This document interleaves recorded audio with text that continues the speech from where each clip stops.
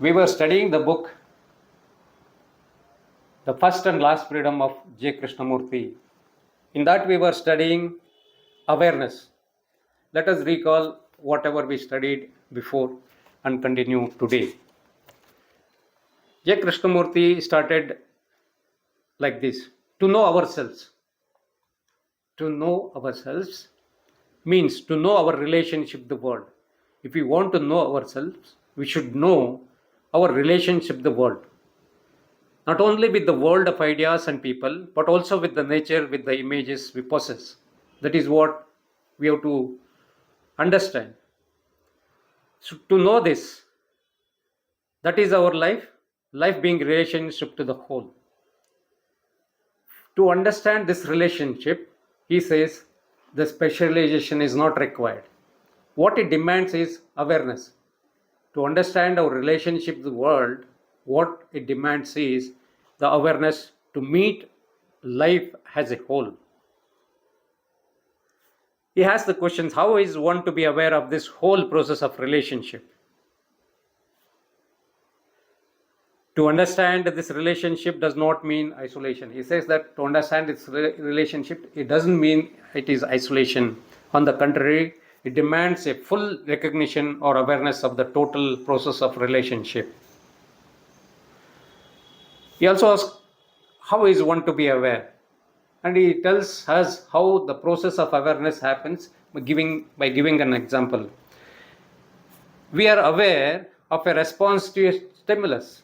We are aware of a response to a stimulus, which is an obvious fact. I see the trees and there is a response. Then sensation, contact, identification, and desire. That is the ordinary process. We can observe what actually takes place without studying any books. So, through identification, you have pleasure and pain. We will have two options here: pleasure or pain. To gain the pleasure or to avoid the pain, we will have the capacity. If you are interested in something, if it gives you pleasure, there is a capacity. Immediately, there is an awareness of that fact immediately. And if it is painful, the capacity is developed to avoid it. So that means we will have two types of capacity. What he says next is, so long as we are looking to capacity to understand ourselves, to gain a pleasure or to avoid something which gives pain, we will have a capacity immediately. But that type of capacity is not useful for us. If we are looking for that type of capacity to understand ourselves, I think we shall fail. He says that if you are using that type of capacity to understand ourselves, we are going to fail, because the understanding of ourselves does not depend on the capacity, and it is not a technique to be developed. What he says is, this awareness of oneself can be tested only surely in the action of relationship. This, what awareness is telling, that can be tested in the action of relationship. It can be tested in the way we talk, the way we behave. And he says, watch yourself without any identification, without any comparison, without any condemnation. Just watch. He is asking us to watch without any condemnation, without any identification, without any comparison.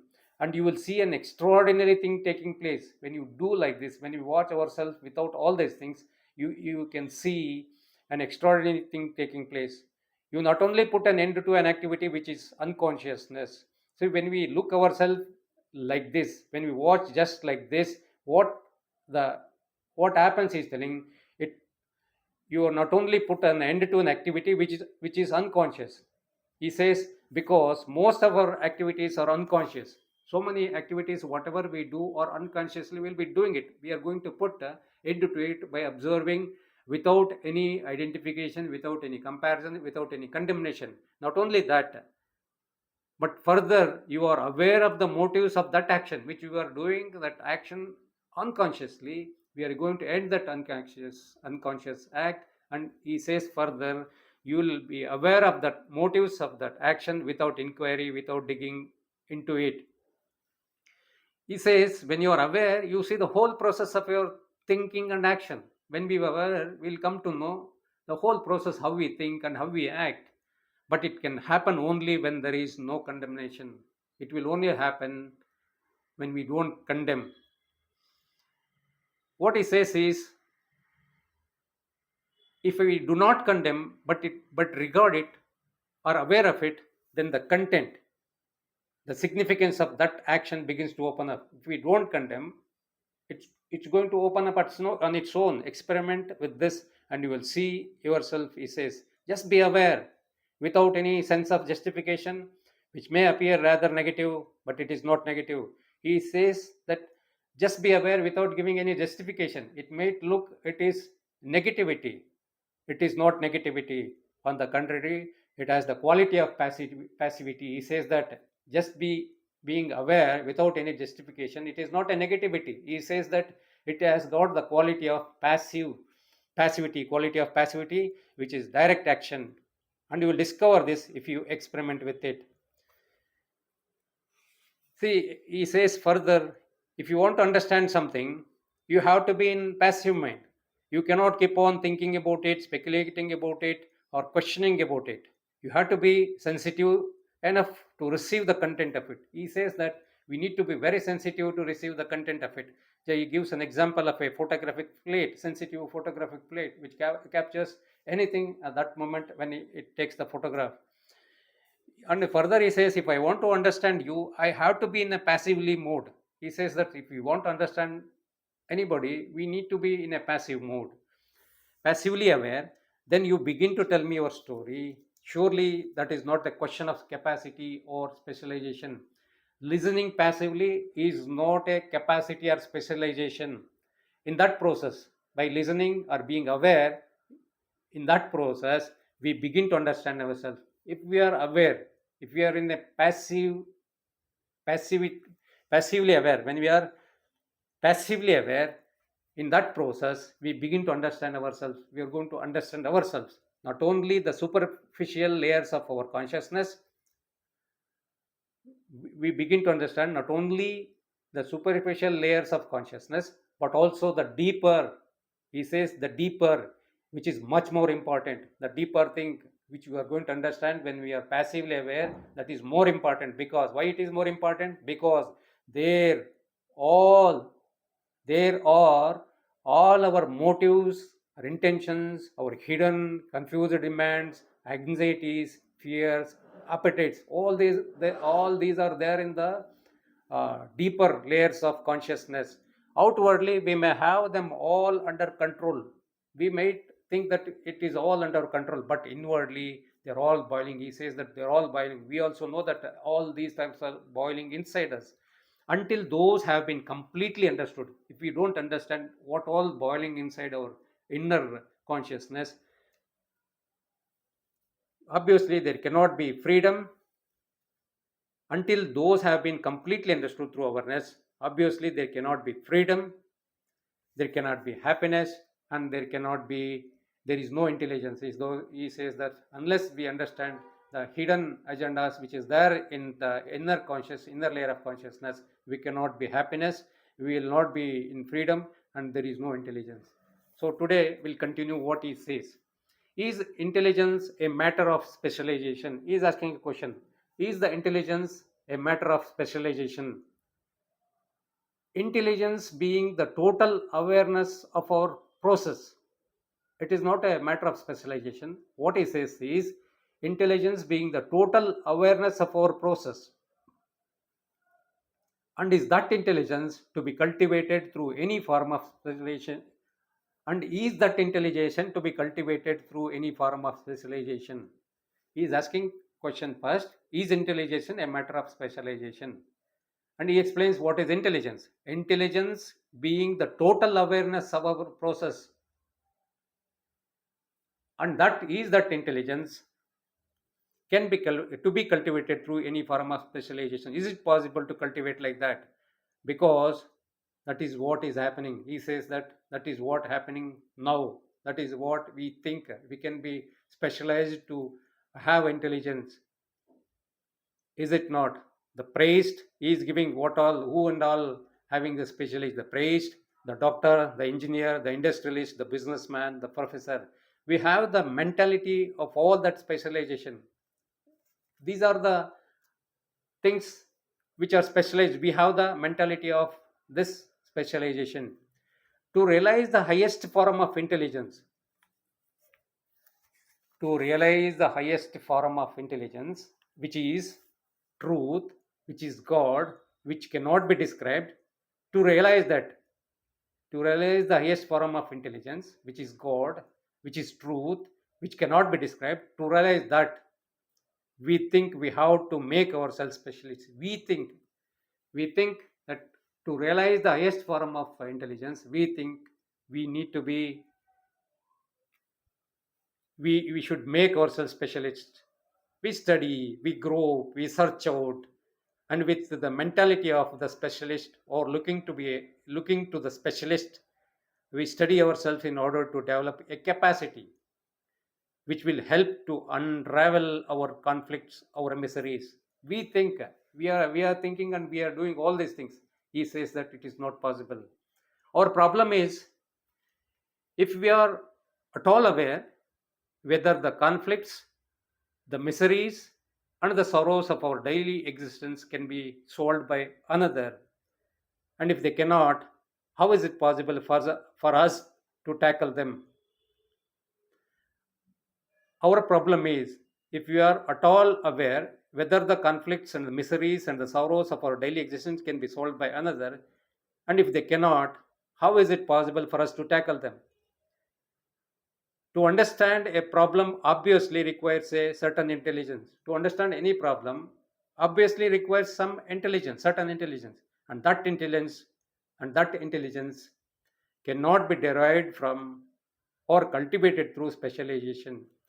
To understand any problem, it requires some intelligence. That intelligence cannot be derived from, it cannot be derived or cultivated through self specialization.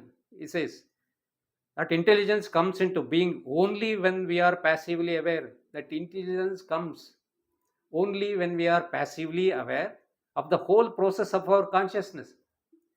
We should be aware of the whole process of our consciousness. Then only that intelligence comes. It cannot be learnt or achieved by any specialization or capacity, which is to be aware of ourselves without choice.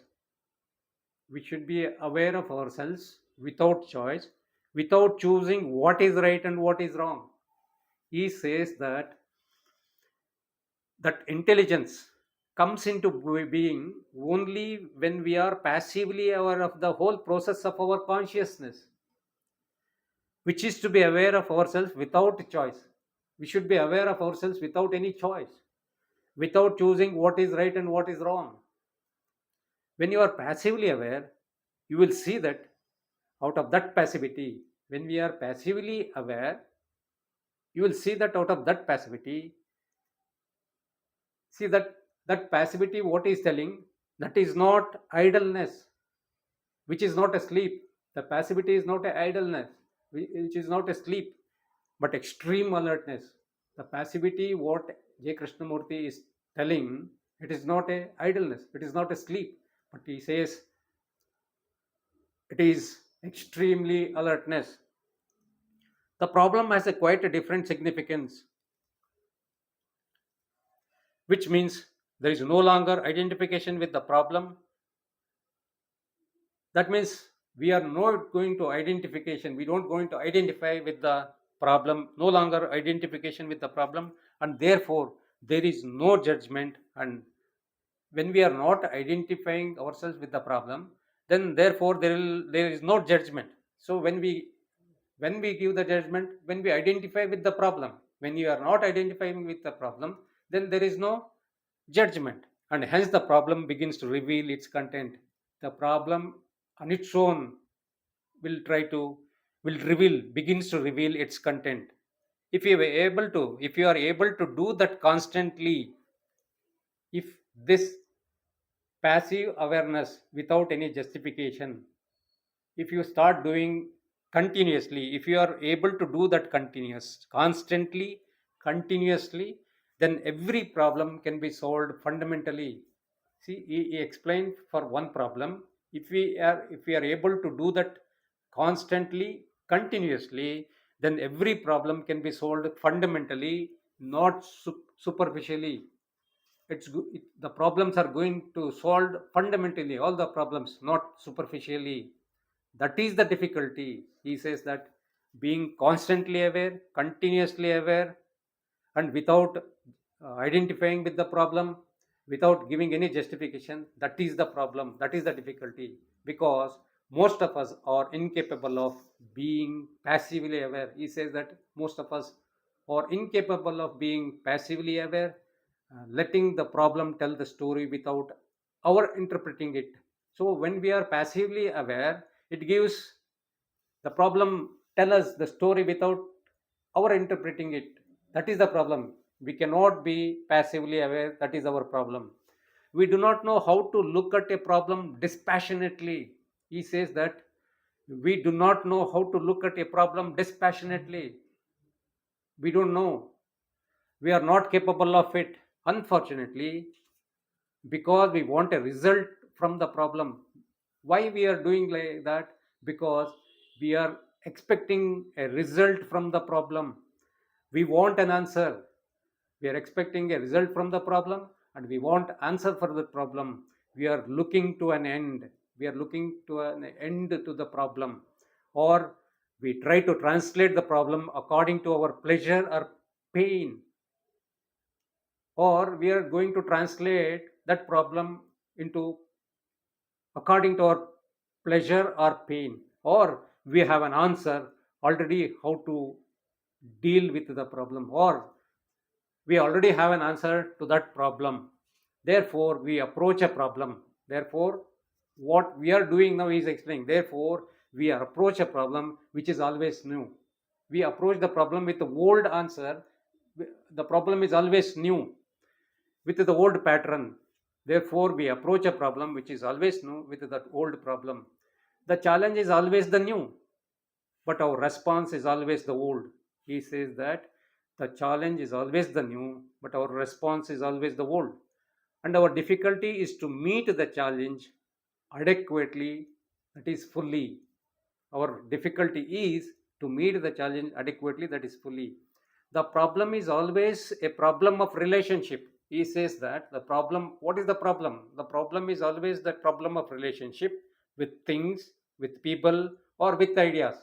These are the problems we are facing. Therefore, is no other problem. There is no other problem.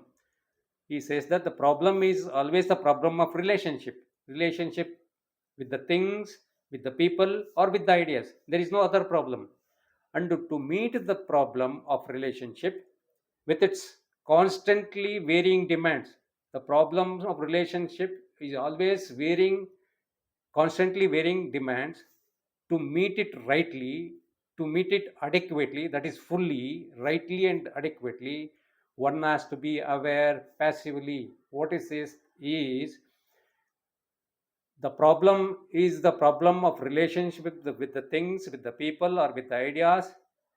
And to meet the problem of relationship with its constantly varying demands, the problem is constantly varying with demands. To meet it rightly and to meet it adequately, that is fully, one has to be aware passively. So when we are aware passively, then only we can meet these problems. This passivity is not a question of determination. What passivity is explaining is not a question of determination or a will of discipline. What passivity is explaining, to understand the relationship which is constantly varying, this passivity is not a question of determination, of will, of discipline. To be aware that we are not passive. See the sentence. To be aware. What is that we are aware? That we are not passive. So far we are not passive. That when we get that awareness that we are not passive is the beginning. He says that to be aware that we are not passive is the beginning. We should be aware that we are not passive. That is the beginning. To be aware that we want a particular answer to a particular problem, surely that is the beginning. To be aware. See, we are To be aware, we want some answer for a particular problem. Being aware of that is the beginning. He says, see, follow this. To be aware that we want a particular answer to a particular problem, surely that is the beginning. That is the beginning. If we are aware that we are expecting some answer for some problem, being aware of that we already have an answer for the problem, that is the beginning. To know ourselves in relationship to the problem and how to deal with the problem, that is the beginning for this. To know ourselves in relation to the problem and how to deal with the problem. Then when the beginning starts, then as we begin to know ourselves in relation to the problem, how we respond, what are our various prejudices, demands, pursuits in the meeting the problem. This awareness will reveal the process of our own thinking, of our own inward nature, and in that there is a release. I'll read out the last sentence, what he says. Then, as the beginning to know ourselves in relationship to the problem, this awareness will reveal the process of our own thinking, of our own inward nature, and in that there is a release. What he says in the next, will study in the next class.